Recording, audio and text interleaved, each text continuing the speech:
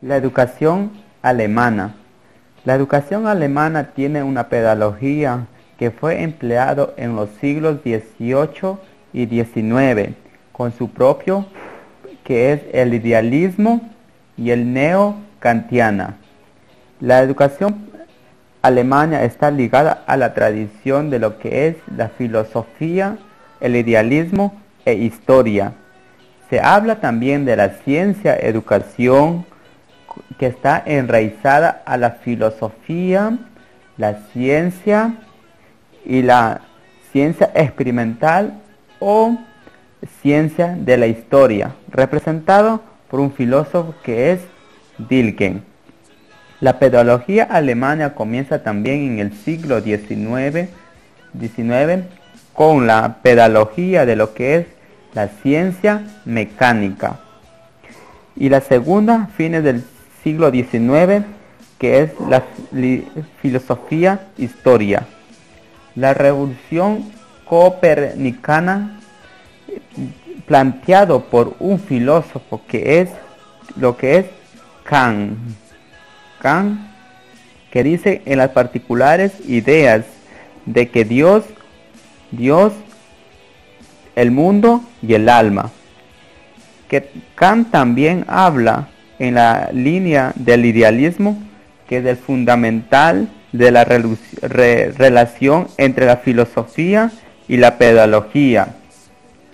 La pedagogía en el concepto de la razón y su alcance, como dice Kant.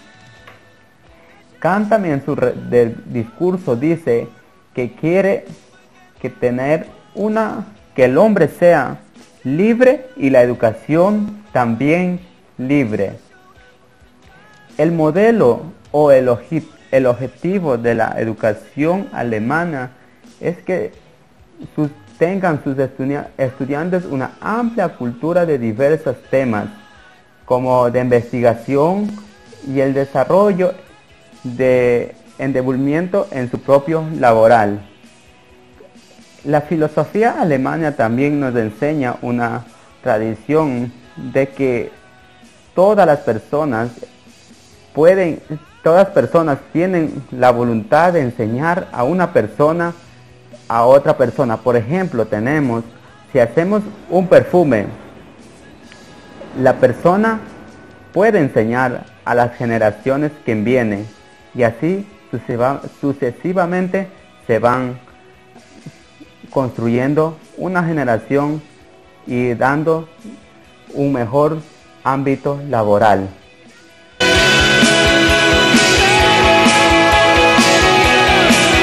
La tradición francesa y el paso de la pedagogía a las ciencias de la educación.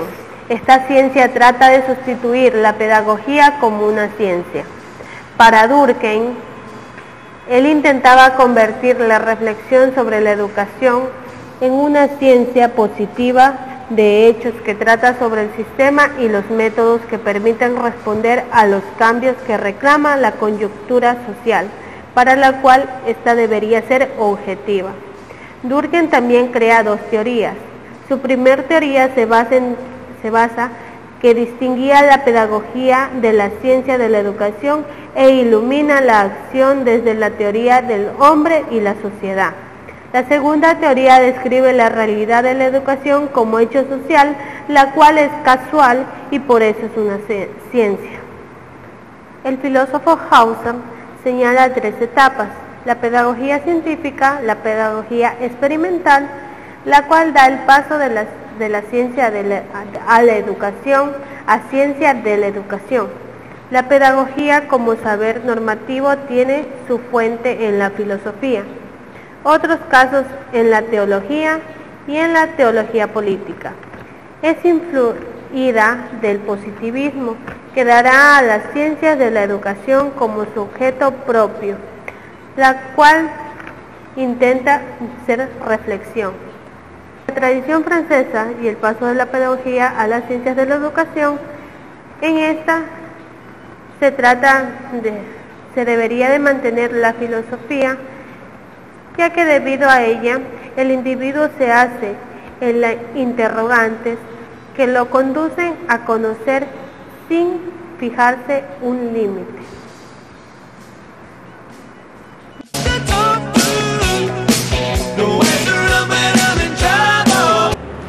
Filosofía de la educación en Estados Unidos.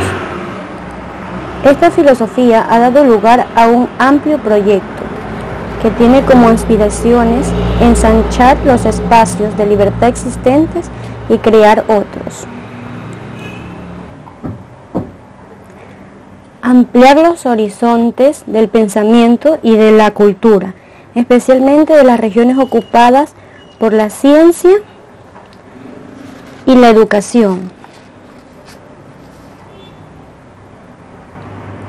Y contribuir por la vía de la cultura, la ciencia y la educación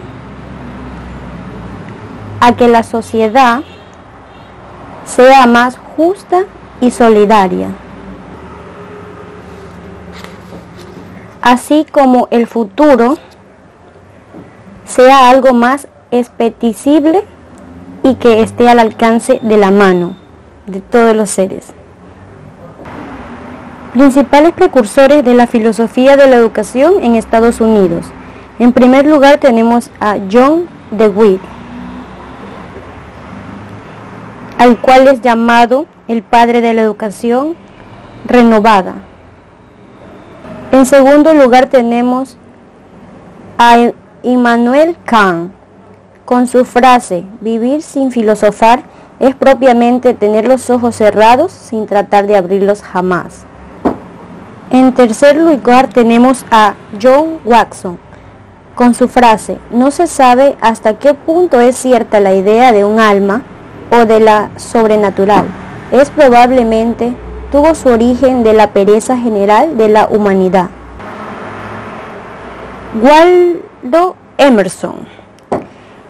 Este filósofo, Waldo Emerson, lo que intenta advertir es que la sociedad democrática realmente necesita es tomar en serio la subjetividad de la mirada de cada uno de los miembros. Ello requiere además de una filosofía que no se fundamenta en una idea cerrada de sujeto u objeto, sino en abandonar la desesperación que genera la distancia entre lo ideal y lo real. La esperanza en el futuro se logra cultivando el espíritu ascético que recuerda del ser humano que no ha llegado al final, que aún queda trabajo por hacer. En esta página web podemos encontrar esta información, este pensar que dejó Waldo Emerson. Esto es respecto a la filosofía de la educación de Estados Unidos.